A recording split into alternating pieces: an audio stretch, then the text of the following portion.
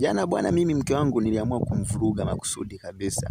Na mimi sikutaka kulala nyumbani hiyo siku. Nikaamua kuenda kazangu mimi nikaelekea Longoni kule. Kwa nilienda kukaa kule siku nzima nimelala kule kule. Asubuhi yake bwana nikaamkia nipo na dhurura.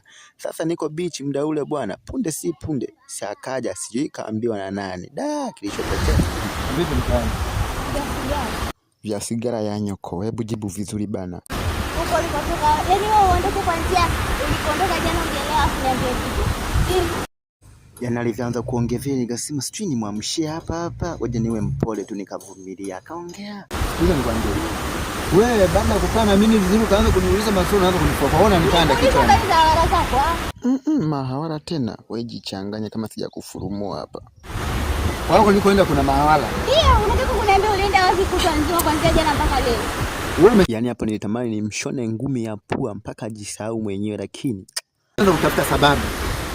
Mwenye mimi sababu mimi tena nakuletea wewe. Nilikupigaga makofi hapo unaanza kupigia simu ndugu zako unaanza hivi na hivi. Oh my God. Sasa wewe uondoke nyumbani jana, uje leo uniambie mimi nakutafutia sababu. Nilikupigia simu kwambia niko wapi? Nikwambia nipo kazini. Kazini kutwa nzima baba. Wewe kama mimi sio baba yako natafuta undugu kwa lazima ama?